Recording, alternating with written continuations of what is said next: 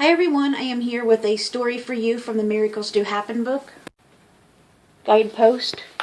These are true stories that people send in. This one is called A Protecting Dream by Cindy Richardson. It made no sense. Every time I pictured the scene of the crime, I could only see bright, blinding light. But the scene should have been gruesomely red, covered in the blood of my in-laws. I'd been praying and thinking about the stabbing that had taken place in their home, and marveling at the miracle of their survival. Was the real crime scene so horrifying that God was protecting me from the harsh reality of what they had endured? As the sketchy details of the event unfolded, I was in awe of God's grace and mercy. 2 months before the tragedy, my father-in-law, Bob, had had a nightmare and woken his wife, Audrey, with his moaning and groaning. She woke him. "Bob, are you all right? Are you having a heart attack?" she asked, dreading his answer. "No, I was dreaming that somebody stabbed me." After counting his dreams, he tried to go back to sleep that night, to no avail. He was exhausted and still shaken in the morning. The reality of his dream made it difficult to forget. But life went on. Every morning, Audrey and Bob had their routine. They lingered over cups of coffee and tea while reading the newspaper in their cozy living room. One morning, after drinking her tea, Audrey was dressing in the bedroom when the doorbell rang. Wondering who could be at their door so early in the morning, her curiosity was high. She continued to prepare for the day. Meanwhile, Bob opened the door to a young man who begged to use the telephone for an emergency. Bob couldn't have known that frustration and anger had been building in this boy who just escaped from the police. As a troubled teenager with a police record, he was desperate to escape returning to juvenile detention. His plan was to steal Bob's parked car in the driveway, but he couldn't break in because of the restraints of the handcuffs hidden under his hoodie. Against his better judgment, Paul opened the screen door. The youth pushed past him and quickly spun around, stabbing him in the stomach with the 9-inch knife he had concealed. Why, that's just horrible. He could have went in there and threatened them and took all their stuff and took their car and everything. They would have gave it to him, they would have. But yet he tries to kill them. He stabs them. That's just plain evil. And this kid's only a teenager. He needs to be back in jail, probably for life. Instinctively, Bob brought his hand to his stomach where he thought he'd been punched, shocked to feel warm blood seeping through his shirt as he pressed on his wound. He had to find a way to stop it. From the bedroom, Audrey heard Bob moaning and groaning. Recalling his dream, she dialed 911. Her frantic voice must have carried. Suddenly aware of someone else in the house, the boy went in search of the voice. Within seconds, he was in her bedroom. Attempting to stop her call for help, he swung at her face. As he knocked the phone from her hands, the knife entered and exited the bridge of her nose, narrowly missing her eyes. Seeking to protect herself, she dropped to the floor, but could not stop her attacker's wrath.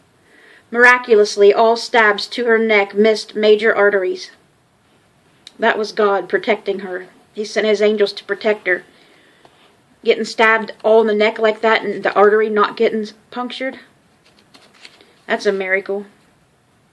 The phone lay on the floor. The volume had been turned to the louder setting to accommodate Bob's hearing loss, so the receiver became a megaphone as the boy heard. The officers had been dispatched and will be there momentarily. He abandoned his attack on Audrey, turning his attention back to his main objective, getting away. He ran down the hallway, knife raised, demanding car keys from Bob. Trailing blood throughout the house, Bob found the keys and gave them to the young man. Keys in hand, the attacker ran out the front door. And Bob quickly locking it, stumbling to the kitchen for a towel, he encountered Audrey, who had gone in search of her husband. Until this point, Bob had believed Audrey was in the basement doing laundry. The sight of his wife covered in blood added to his trauma. Although he was on the way, Audrey, as a nurse, knew they couldn't wait. Bleeding and in shock, by God's grace, she found the strength to stagger to the neighbors. Emergency vehicles arrived, whisking them to the ER. Incredibly, Audrey's wounds were treated and stitched, and she was released from the hospital later that day. Bob, however, would spend days in the hospital recuperating. According to the surgeon, his rescue came within 2 minutes of his bleeding to death. He'd lost over 50% of his blood. With every breath, his body strained to get oxygen to his tissues in order to begin the healing process. The risk of pneumonia was great as he waited in ICU. The knife had perforated his liver, nicking off some of it, but miraculously missing the aorta. The liver is the only organ capable of natural regeneration. It can grow back. And providently, no other organs were wounded. Given the circumstances, it was the best case scenario. It was nothing short of miraculous for this 80-year-old man to still be alive. Tenderly and carefully, my husband explained these tragic events to our children, highlighting God's goodness to use Bob's dream to save their lives. Our 12-year-old daughter's eyes grew wide as this triggered the memory of her own recent dream.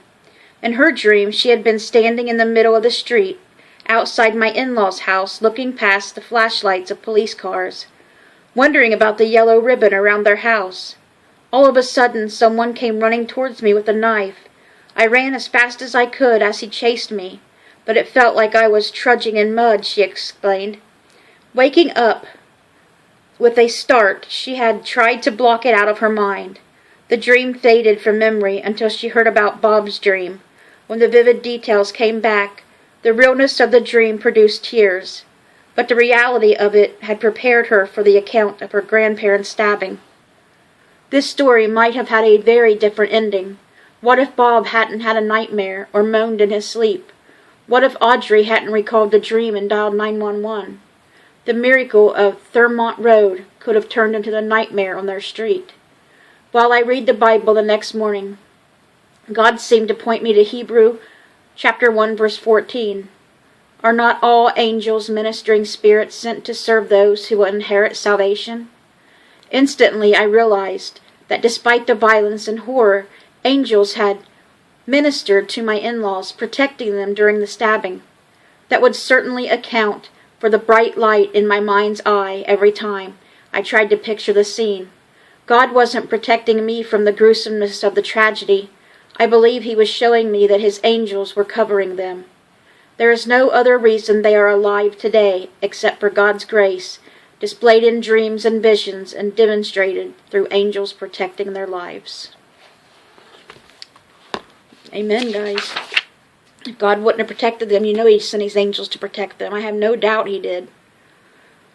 We have stories we can tell in kind of similar situations. Nobody was stabbed, but could have been killed in my family. But they were lucky. They were lucky. I don't want to go over that story. I try to block it out. I don't like talking about it. It makes me all depressed and angry and everything again. I don't want to cry, so. But trust me, believe, angels were protecting them, and they do help us. They do help us when God tells them to come down and protect us. Trust me, they do.